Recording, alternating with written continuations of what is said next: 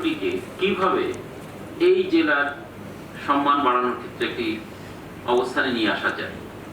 সাথে সাথে আমরা গোপালগঞ্জ বিজ্ঞান ও প্রযুক্তি বিশ্ববিদ্যালয় স্থাপত্য বিভাগের সাথে কথা বলি, আমার অতিরিক্ত যেগুলো সার্বিক সহ অন্যান্য অতিরিক্ত জেলা প্রশাসক কলিগদের সাথে শেয়ার করি। এবং আমি অত্যন্ত আনন্দিত যে গোপালগঞ্জ বিজ্ঞান ও প্রযুক্তি বিশ্ববিদ্যালয়ের স্থাপত্য বিভাগের যিনি বিভাগীয় প্রধান এবং ফ্যাকাল্টি, তারা আমাদের সাথে সহযোগিতা করেন।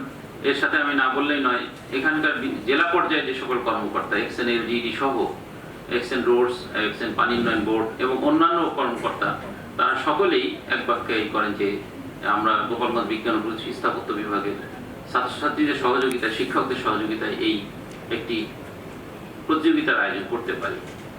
তো বিগত কয়েক মাস ধরে, বিশেষ করে প্রায় 6 মাস ধরে এই কার্যক্রম চলছিল এবং আমরা দেখছি যে ধৈর্যের সাথে, বিশেষ করে প্রথম যেদিন তারা সেখানে যায় তখন কিন্তু এলাকার বেশ কিছু যারা তারা ভুল বুঝেছিল যে এখানে হয়তো অন্য কোনো কাজ হতে পারে, তাদেরকে সাথে অনেকটা মিসবিহেভ করে। সাথে সাথে আমরা সেটা টেক আপ করি এবং ধারাবাহিকভাবে কাজ হতে থাকে, কাজ আমরা থামিয়ে দেইনি। একই সাথে রোডসের এক্সটেন ইতিমধ্যে সেখানে ব্লকে রাস্তা করে ফেলে। আমরা প্রায় 54 লক্ষ টাকা খরচ করে সেখানে রাস্তা করা হয়ে গেছে। পানি উন্নয়ন বোর্ড থেকে প্রকল্প নেওয়া হয়েছে যে, এবং এলজিডি থেকে প্রকল্প নেওয়া হয়েছে, এবং জেলা পরিষদ থেকে আমরা প্রকল্প নিয়ে 20 লক্ষ টাকার একটি প্রকল্প নিয়ে একটি মসজিদ গত সপ্তাহে আমরা এটা টেন্ডার করা হয়েছে এই, এবং মাটি ভরাট করা হয়েছে উপজেলা পরিষদ কাশিয়ানী থেকে।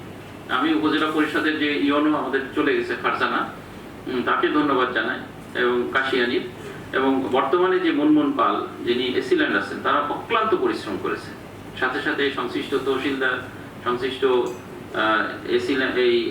সংশ্লিষ্ট ইওলো এবং সাথে সাথে ইউনিয়ন পরিষদ চেয়ারম্যান প্রত্যেকেই এই প্রকল্পটি